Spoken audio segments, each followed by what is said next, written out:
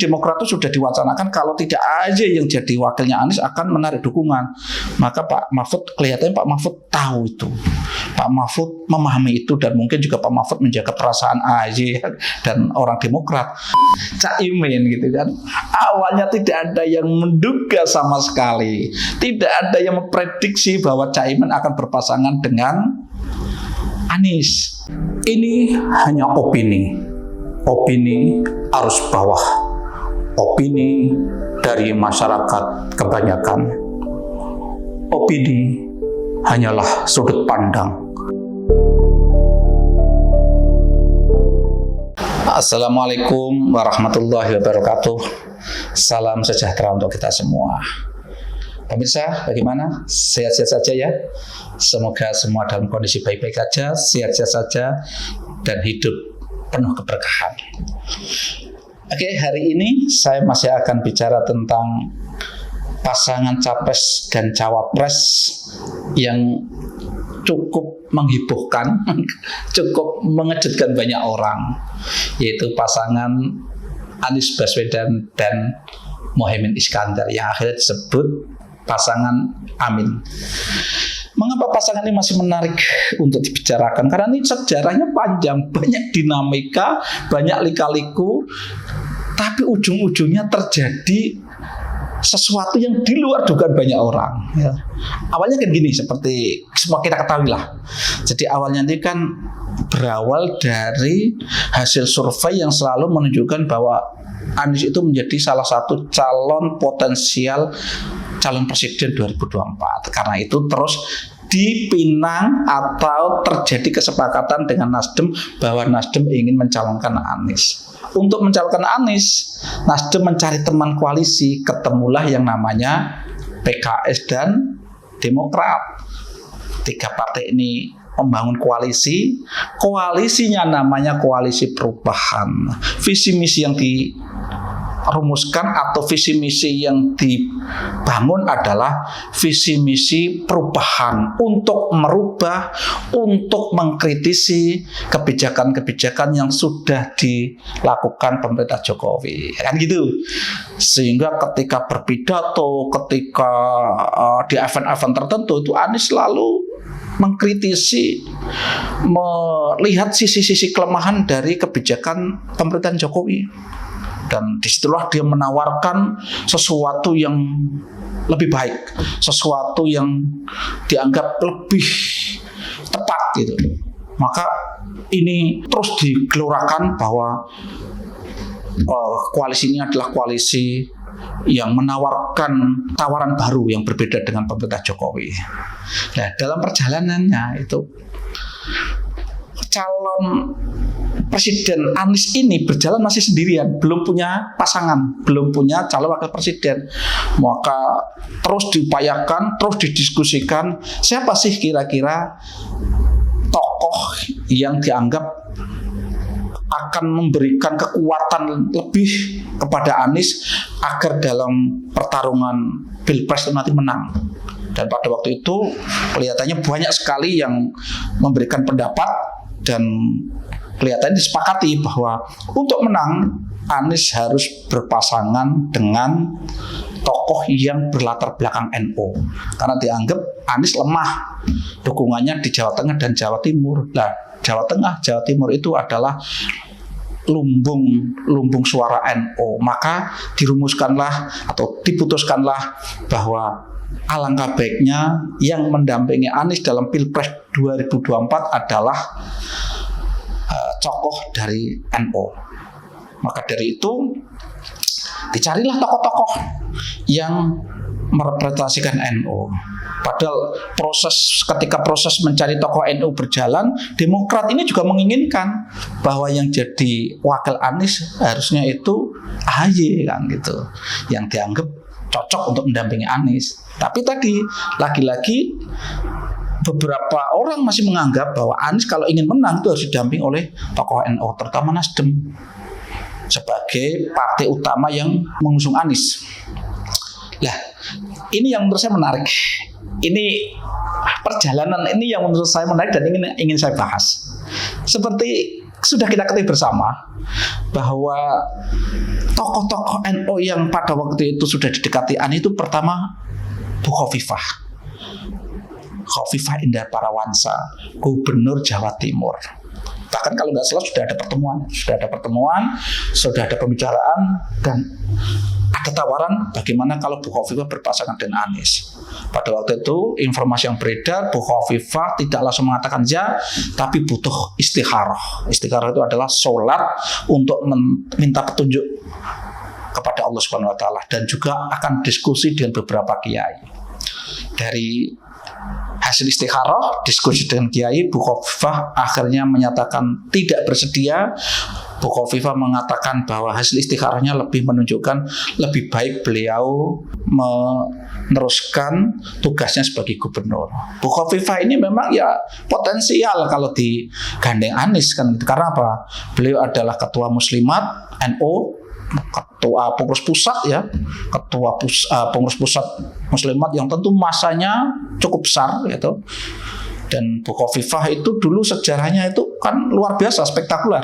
Ketika akhirnya menjadi gubernur itu kan dulu beliau bisa mengalahkan dua partai besar yang berkoalisi, yaitu PDI dan PKB berkoalisi.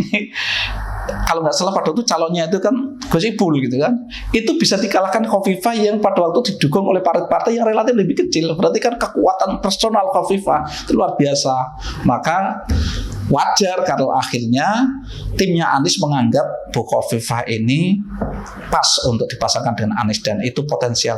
Tapi lagi-lagi jawabannya tadi, Bu Khofifah tidak bersedia. Oke, ini pertama. Kedua, tokoh yang juga ditawari itu adalah Pak Mahfud MD, Menko Polhukam.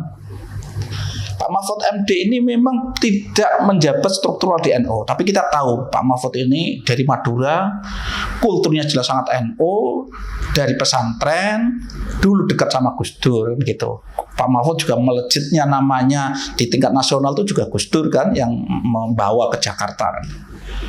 Pak Mahfud ini juga lagi-lagi sudah ada pembicaraan, ada penawaran. Seingat saya itu yang mengadakan pembicaraan itu adalah PKS, ketuanya Ahmad Saiku itu. Nah, ini menurut saya yang cukup menarik.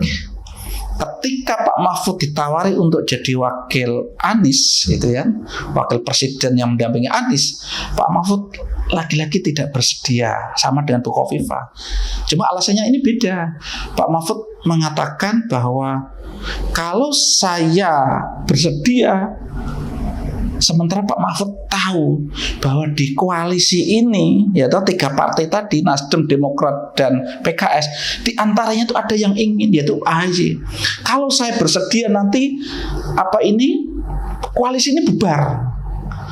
Demi sebuah etika, Pak Mahfud mengatakan tidak etis kalau saya datang akhirnya mengecewakan tiga partai yang sudah membangun kerjasama tadi.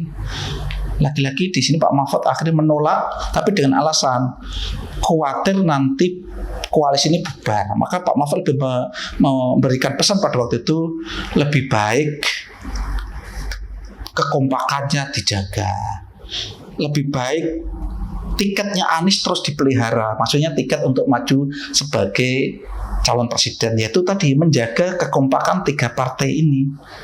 Sehingga Pak Mahfud di sini memutuskan tidak bersedia, salah satunya mempertimbangkan faktor kekecewaan yang mungkin muncul di kubu Demokrat dan akan menarik dukungan, kan seperti berkali-kali itu. Jadi Demokrat itu sudah diwacanakan kalau tidak aja yang jadi wakilnya Anies akan menarik dukungan. Maka Pak Mahfud, kelihatannya Pak Mahfud tahu itu. Pak Mahfud memahami itu, dan mungkin juga Pak Mahfud menjaga perasaan AHY dan orang Demokrat.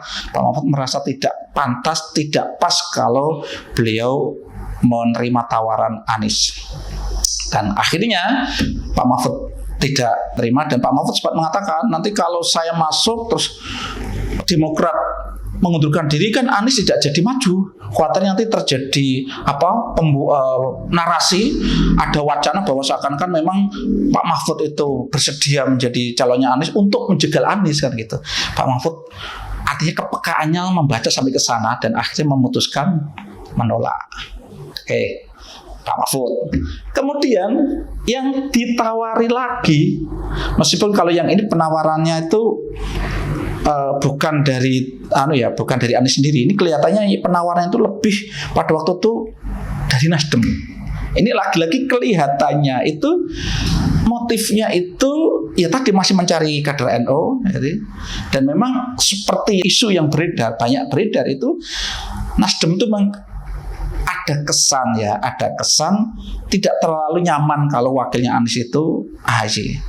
Tapi di samping itu mungkin juga ada pertimbangan tadi, hasil analisanya itu kalau tidak didukung Jawa Tengah dan Jawa Timur, tidak menang di Jawa Tengah, Jawa Timur itu berat. Kalau ingin menang itu harus di dua daerah itu menang, makanya harus mencari tokoh NU karena di situ basisnya NU. AHY memang dari Jawa Timur, dari Jawa Pacitan, tapi kan tidak punya basis tadi di NU, sehingga dianggap tetap basis kuatnya kan tetap NU. Sehingga Nasdem ini nawari minta agar Mbak Yeni itu untuk bersedia menjadi cawapresnya Anies. Ketika wacana itu dikembangkan, ketika wacana itu dilempar ke publik itu, Mbak Yeni akhirnya kan ditanya banyak orang, bagaimana apakah bersedia berpasangan dengan Anies? Mbak Yeni selalu menanggapi dengan bahasa-bahasa satir lah, bahasa-bahasa yang tidak lugas, tidak jelas. Tapi selalu arahnya tuh Mbak Yeni lebih mengatakan, kenapa saya? Kan ada aja yang berminat, kenapa harus saya gitu. Bahkan pada waktu itu Mbak Yeni memposting foto, di situ tuh ada foto dia dan foto AHY. Dia mengatakan, ini calon presiden potensial di samping ini ya gitu. Jadi lagi-lagi kelihatan Mbak Yeni juga hampir sama dengan Pak Mahfud, mempertimbangkan aspek AHY, menjaga perasaan AHY. Lagi-lagi Mbak Yeni juga tidak bersedia. Nah ini. Lah yang terakhir ini yang menurut saya menarik, Caimin gitu kan. Awalnya tidak ada yang menduga sama sekali, tidak ada yang memprediksi bahwa Caimin akan berpasangan dengan Anies.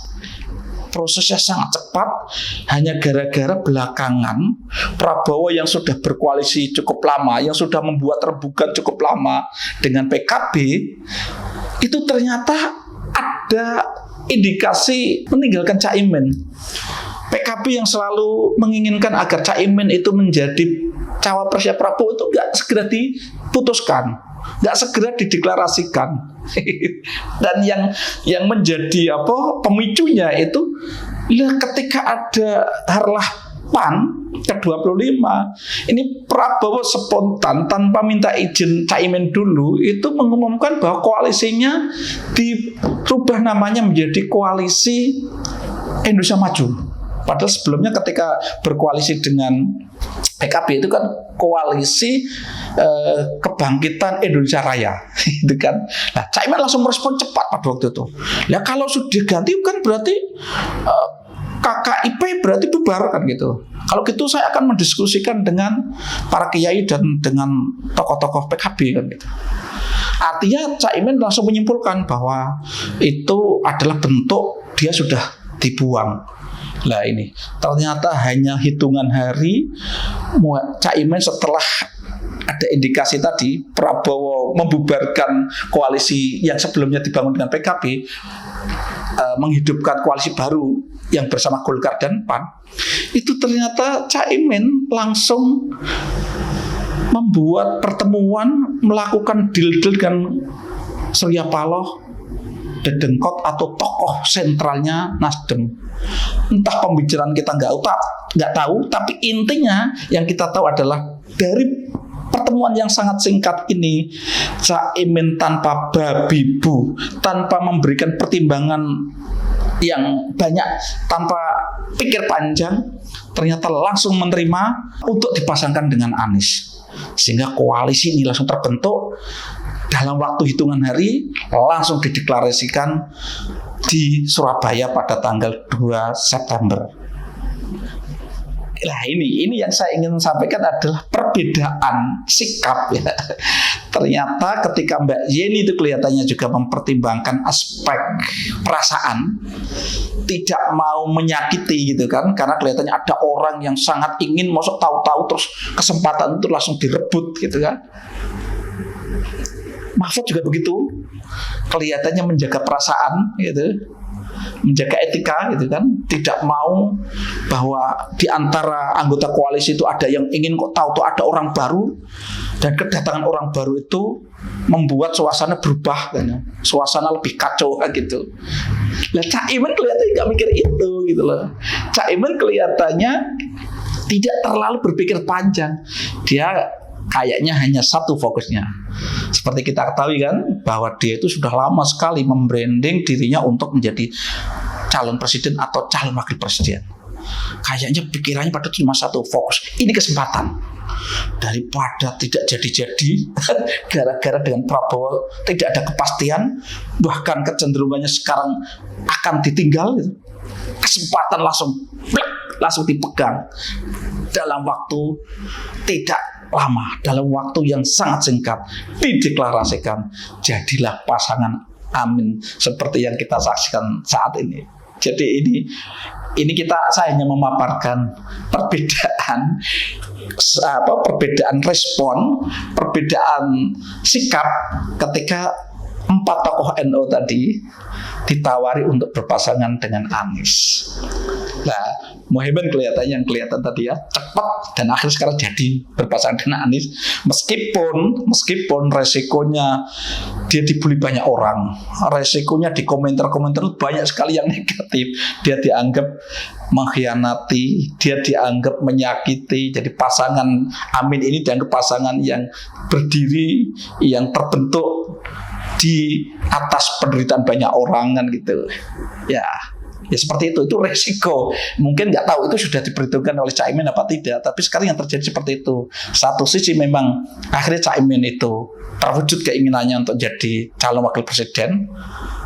Entah nanti dalam kompetisi kita nggak tahu menang apa kalah, tapi paling tidak sekarang sudah resmi dideklarasikan berpasangan dengan Anies. Tapi satu sisi tadi memang ada beberapa hal yang akhirnya menjadi PR untuk Caimin, yaitu tadi brand, kesan bahwa dia itu membangun koalisi ini di atas kekecewaan, di atas sakit hati orang lain.